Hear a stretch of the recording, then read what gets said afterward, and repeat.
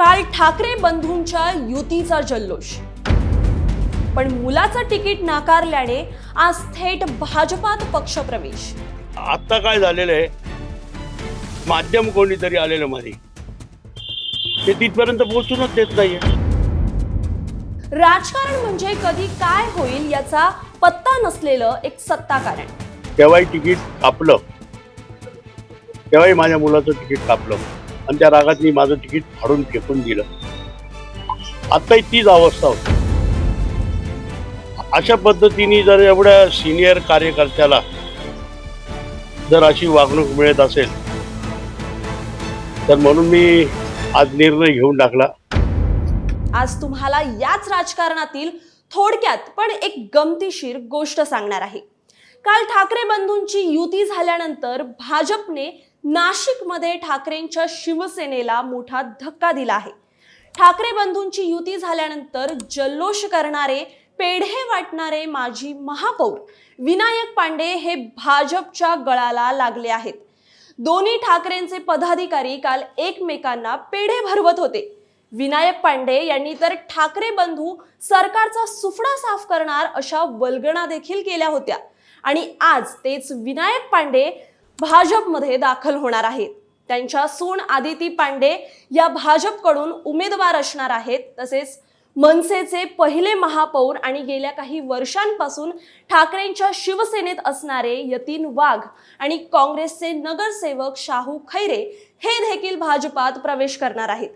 भाजपमधील पक्षप्रवेशाबाबत विनायक पांडेंनी नेमकं का असं केलं आणि ते काय म्हणालेत या सगळ्या संदर्भात त्यांच्याकडून जाणून घेऊयात, पाहूयात. नाही, गेल्या 43 वर्षापासून शिवसेनेत काम करीत असताना म्हणजे वयाच्या म्हणजे 9वीत असताना मी तेव्हापासून काम करतोय आणि आता माझा मुलगा वयात आला. मला मागच्या पंचवार्षिकलाही तिकिटासाठी भांडावं लागलं. तेव्हाही तिकीट कापलं, तेव्हाही माझ्या मुलाचं तिकीट कापलं आणि त्या रागात मी माझं तिकीट फाडून फेकून दिलं.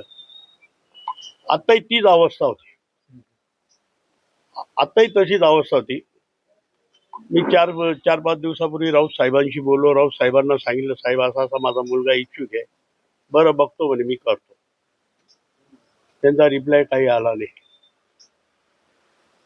म्हणून जर अशा पद्धतीने जर एवढ्या सिनियर कार्यकर्त्याला जर अशी वागणूक मिळत असेल तर म्हणून मी आज निर्णय घेऊन टाकला की आज भारतीय जनता पार्टीत जायचं आणि प्रवेश करायचा.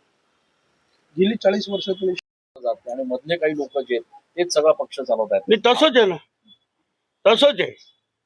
शिवसेना प्रमुख आहे ना, म्हणजे लहान कार्यकर्ता असेल का मोठा कार्यकर्ता असेल त्याला बोलून त्याची विचारपूस करायची.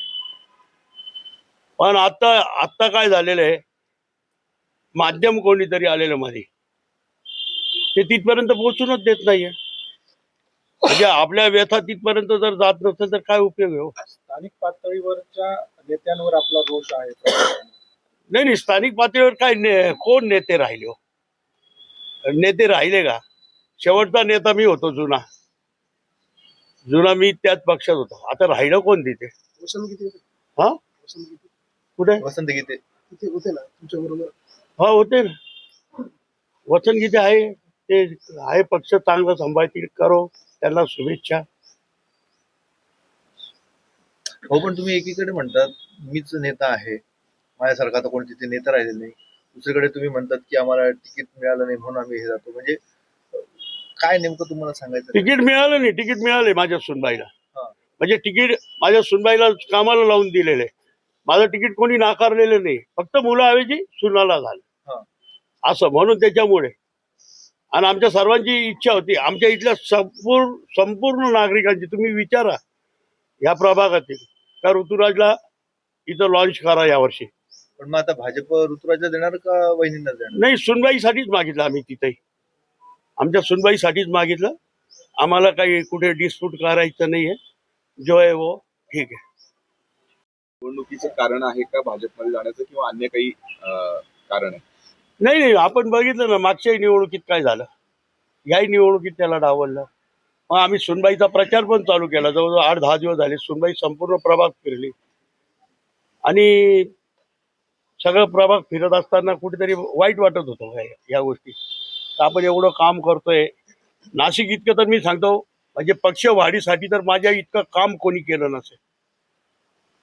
म्हणजे आमचे सण उत्सव वगैरे ह्या सगळ्या गोष्टी जर असेल तर लोकही नाव घेतात का विनायक पांडे इतकं मोठे कार्यक्रम कोणी करत नाही. आणि ह्या सगळ्या गोष्टी करत आणि वर्षभर आम्ही कार्यक्रम करतो. म्हणजे म्हणजे आमचं दैवत हिंदू हृदय सम्राट बाळासाहेब ठाकरे यांची जयंती सुद्धा आहे ना मुंबईत साजरी होत नसेल ना, तशी मी माझ्या इथं साजरी करतो. मुंबईतले म्हणजे काही आमदार वगैरे म्हणजे मागच्या वर्षी आले ते म्हणे मुंबईत सुद्धा असं होत नाही. म्हणजे एवढं सगळं करून पण जर अशा पद्धतीने जर चुकीचं होत असेल तर योग्य नाहीये ते. आतापर्यंत शिवसेनेत जे बाहेर पडले ठाकरेंच्या शिवसेनेत त्यांनी आक्षेप शिवसेनेमध्ये कोणावर आहे? नाही, माझी अजिबात ठाकरेंवर नाही. माझी ठाकरेंवर नाराजी नाही आणि मी त्यांच्यावर नाराजी सुद्धा व्यक्त करणार नाही. काय पण ज्या पद्धतीने आपण बघितलं मागच्याही निवडणुकीत जे लोकल पदाधिकारी होते त्यांनीच अन्याय केला. कशा पद्धतीने केलं नंतर त्याचं रूपांतर कशात झालं हे तुम्ही बघितलेलं आहे. हाणामारीत झालं. आता त्या गोष्टी आपण नाही करू शकत. काय म्हणून परत जर ती पुनरावृत्ती घडत असेल तर त्यापेक्षा आपण कुठेतरी निघून गेलेलं बरं. म्हणून आपण हा निर्णय घेऊन टाकलेला आहे. आपल्याला ठाकरे गटाकडून तिकीट नाकारण्यात आलं असं आपला आरोप आहे. नाही, नाकारलं नाही. हा. तर माझ्या सुनबाईला तिकीट हे केलं होतं. तर त्याप्रमाणे माझी सुनबाई कामाला लागली होती. संपूर्ण तिचा प्रभाग फिरून झाला होता आणि तिकीट नाकारण्याचा काही विषय नाही. फक्त मुलाऐवजी सुनेला हे केलं होतं. अण्णांच्या घरात किती उमेदवारी देणार असं काही ठरलंय का? इकडे सिडको किंवा इतर कुठे इथे? नाही, होते ना, इच्छुक होत्या. अनेक 3 जण इच्छुक होते. स्पर्धा होती. पण चालायचं. निवडणुका म्हटल्या का या स्पर्धा होतच असत्या.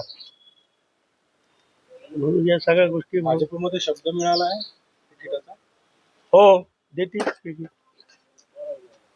म्हणून आता चाललोय आम्ही सगळे, म्हणजे आमचं पॅनलच प्रवेश करतोय. कोण कोण? शाहू महाराज आहे, मी आहे, यतीन वाघ आहे, संजय चव्हाण, चौघे आम्ही प्रवेश करतो.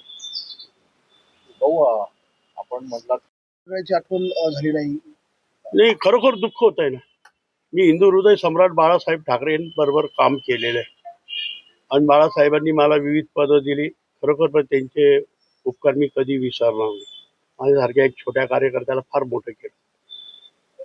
पण आता आपण बघितलं हे पुढचं जनरेशन, आता संपूर्ण निवडणुका लागल्या महाराष्ट्रातली आपण परिस्थिती बघितलं, सगळं न्यू जनरेशन येत आहे. मागच्या पंचवार्षिकला तीच अवस्था, ह्या पंचवार्षिकला तीच अवस्था. मग करायचं काय तिथे? मग आम्ही म्हातारे झाल्यावर हे करायचं. म्हणून त्यापेक्षा मग आम्ही निर्णय घेतला का कुठेतरी भारतीय जनता पार्टीत जायचं. कारण लोकांना जे कबूल केलेलं आहे, तुम्हालाही माहिती, मला म्हणजे सामाजिक काम असेल, विकासाची कामं असेल, याला खूप प्राधान्य देतो मी. आणि जर खऱ्या अर्थाने जर विकासाची कामं ह्या प्रभागात जर करायची असेल तर आपल्याला भारतीय जनता पार्टी न्याय देऊ शकेल. म्हणून आम्ही भारतीय जनता पार्टीत प्रवेश करतोय. तुम्ही असं म्हणाला की तुमच्या मुलाच्या तिकिटासाठी तुम्ही नाही, राजीनामा नाही दिला. राजीनामा पाठवून देणार मी. आता हे प्रवेश झाला का सगळे राजीनामा पाठवून देणार. तुमच्यासह किती तुमचे समर्थक पदाधिकारी आता भाजपमध्ये प्रवेश करतात? माझी मिसेस माझी नगरसेविका आहे. माझा मुलगा काय पदावर आहे?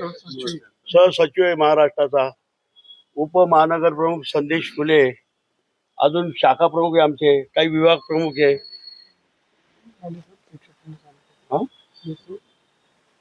हा, माझी शिक्षण उपसभापती आहे. आम्ही असे अनेक कार्यकर्ते, असं पदाधिकारी सगळे प्रवेश करतोय आज.